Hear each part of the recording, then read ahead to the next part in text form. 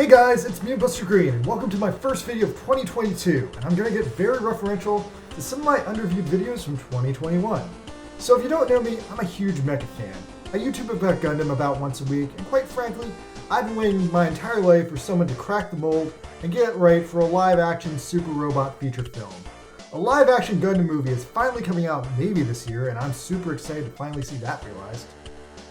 Oh hey, what the fuck is that? Die.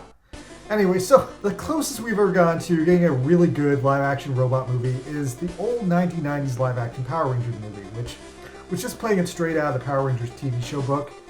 And after that, nearly 20 years went by without anything quenchable. Now, eventually the first Transformers movie came out. That was cool, but none of them are really mecha, and that's an American cartoon. And those movies got significantly worse and more incoherent as time went on and Michael Bay took more and more cocaine. So the next beam of hope was Pacific Rim #1. Pacific Rim #1 was a real train wreck of a movie, but hey, at least Charlie Day is always funny, Ringo Kikuchi is always sexy, and the movie ended with an anime-style final dynamic kill, which was straight out of Go Nagai's Super Robot Wars playbook. Then this year, I covered the live-action Kotetsu Jig movie, which was licensed from the classic Go Nagai giant robot anime Kotetsu Jig. But they completely wasted the license to do a gangster-driven ripoff of Max Landis' superhero film Chronicle, and this movie has no super robot action at all. It just has a weird autistic anime chick and a guy in a Kotetsu Jig luchador mask.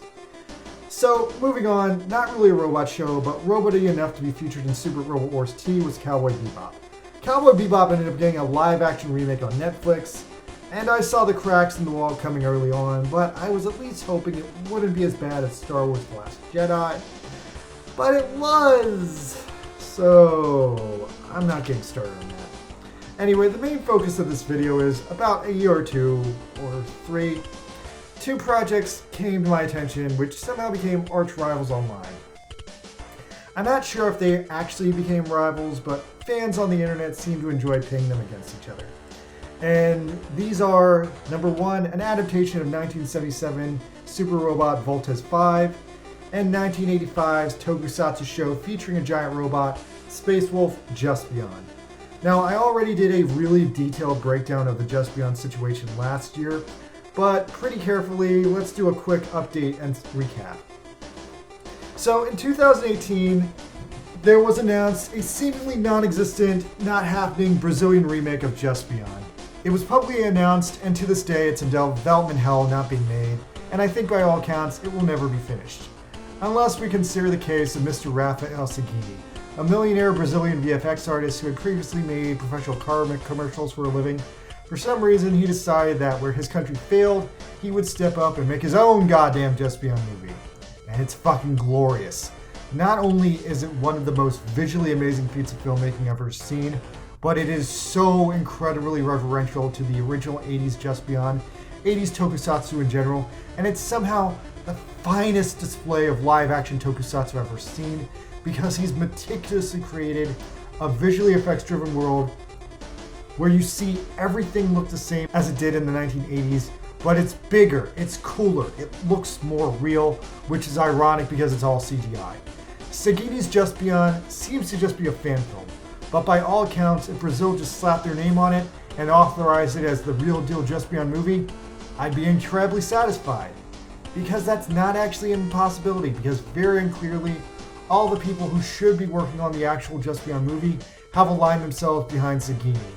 In a very confusing way where it seems like he just took over making the film, or that his version was so infinitely better and farther along that whatever they were making, they just gave up and put him in charge. I don't know, maybe it's just some sort of show of fan solidarity, but damn it, Seguini is really delivering what the people want right now, where the Brazilian rights holders are failing. So Seguini has been releasing work-in-progress video teasers of his Juspion project since he originally started, by all accounts, in freaking 2009. This guy has been working on this film for freaking 11 years, if not longer. So, in October of 2020, he released what he claimed to be the final teaser for the fan film, where you can kind of put together that the film is essentially a reboot of Juspion, where all Juspion's bad guys just instantly come back to life.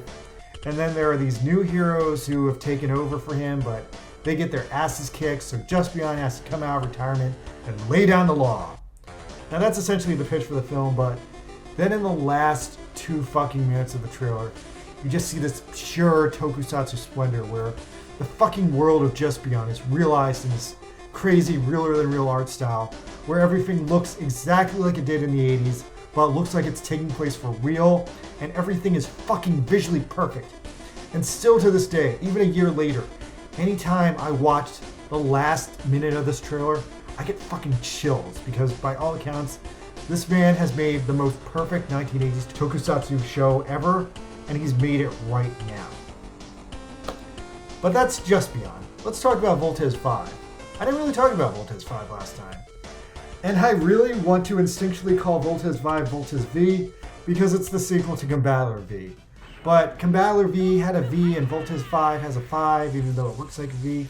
Anyway, Voltes 5, as I just mentioned, sequel to Combattler V. It was a collab anime between Sunrise and Toei, and I honest to God love Combattler V. It's a ridiculous 1970s robot with a theme song that you can just go fucking crazy to. Like, Combattler V is like borderline a ska drunken sailor song. On top of that, on some weird note, Combattler V just doesn't take itself fully seriously. It has this kind of self-aware, stupid tone where it's kind of aware of how like dumb some of the shit going on in it is. Like, Combattler V has a very particular tone I can't quite put a finger on. It's like taking itself seriously, but not as seriously as like 1960s Batman. And at the same time, it's not blatantly meta self-aware like Deadpool, but it's definitely self-aware of itself to laugh at itself sometimes and do some pretty stupid things. Like, for example, the aliens in Combattler V are the freaking Campbell Empire, like the soup company. Are they led by Andy Warhol? No, they're led by a giant griffin man, but still, did someone making this anime really hate soup? I gotta wonder about that. Anyway, Combattler V is a beloved goofy robot show, but its sequel to Voltes V became a whole different story altogether. So Voltes V is the sequel. It's produced by Yoshiyuki Tomino before he made Gundam, but don't worry, he didn't direct it and kill all the characters. Voltes V is pretty much the same shit as Combattler, but with a different group of people and a different robot that looks almost the same.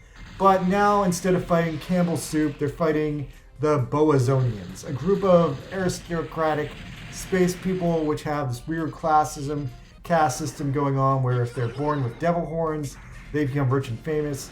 And if they're not born with horns, then they're nobodies, they're slaves, they're nothing. This all adds up to a massively clear allegory that rich people are fucking devils, both figuratively and literally, because in this show, rich people have horns like the fucking devil. It's a visual thing.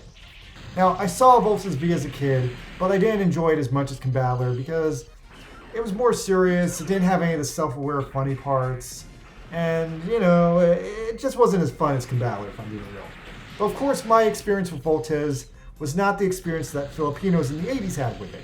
Because you see what happened in the 80s in the Philippines, Voltes V aired in what should have been a typical anime showing, just being on TV and fondly remembered by people who are now in their 30s, right?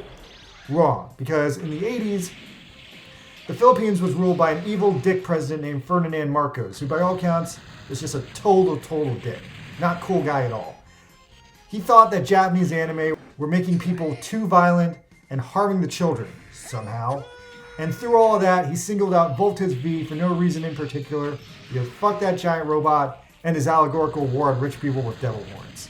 Now, one could contemplate he did this because he himself was a rich person and perhaps he had devil horns, but quite frankly, it was just a dick move by a notoriously evil, notoriously rich asshole president. Because the show was banned for what seemed to be mostly political reason, children of the 80s, my brothers, the Filipinos, became so enraged by this personal attack on them by their evil president that they dubbed themselves the Voltes V generation. And when this evil president was finally overthrown in the revolution of 1986, to properly reward the children who had been deprived of Voltes V but for a couple of years, it was returned fine and well in the 1990s with a full patriotic Filipino dub because it had become this weird cultural touchstone because this dickbag president tried to temporarily cancel it. Like, it was such a big deal that they literally built a monument to the enraged children who were hurt by the devil president canceling Voltes V. And if you look closely at the statue, you can see Voltes V is reimagined here as an angel triumphing over the horned devil president. Anyway, so fast forward to modern day Philippines, where because Voltes V really fucking stands for something in the Philippines got out of their houses, they got the rights to do a live action remake of Voltes V. And about a year ago, a trailer for it came out about the same time as Sagini's Juspion teaser. And a year ago, the CGI did not look good at all. Now, the series itself took forever to get filmed because COVID happened and the cast and crew kept getting COVID and the show kept getting frozen with production holds while everyone got over COVID.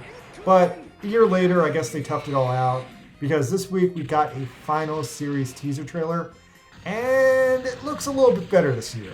The CGI looks better in certain shots. The costumes, though, still look really bad. But if I'm going to pass full judgment on it, it's just slightly worse and slightly cheaper than your average Super Sentai Kamen Rider show. Now, there's something off about the cinematography that's really irking me. I can't tell if they cheaped out on the lighting or the cameras or both. The show looks kind of disappointingly cheap in a couple of shots somehow. Is it just badly composited? God damn, it irks me. It's close, but it's so imperfect it annoys me. Did they just not color correct anything? What is wrong with this show? It's giving me a headache looking at it. Anyway, I completely forgot, but since the Philippines is a bilingual country where half of everyone speaks English, it seems like half of the show is going to be English, which is actually really cool for me. Anyway, if nothing else, Filipinos beat Brazil in the head-to-head matchup for actually putting together their childhood Super Robot Wars fantasies into a movie, or in this case a show. Although not to be outdone by this, and seemingly in direct retaliation to this, Sagini released another Juspion teaser trailer this week too, where he recreated the original Juspion opening in 4K, and just like the trailer from a year ago, there is a single mind-blowing sequence where you just see Juspion riding on his motorcycle, but now you can see him in 4K, you can see him riding for miles, and again, Sagini is a master of visual splendor, and it's just like, why can't everything look like that? Anyway, so what do you guys think? Are you excited for Sagini's Juspion, or are you more excited for the Filipinos' Voltes V? Let me know, because I know I got a lot of fans in the Philippines, so reach out to me, guys. I know you guys care. And if you guys really care that much, I might even watch the show, because hey, I like Voltes 5 too. And as long as any of these projects get finished, it's a good thing for the community, as long as they're not bad like Cowboy Bebop. But yeah, I'm hoping these will be good. So anyway, that's where I'm at right now. I'm your Buster Green. I love robot shows. Please like and subscribe. Thank you. And holy shit, my Lum video got 700 views. I haven't done that in a while.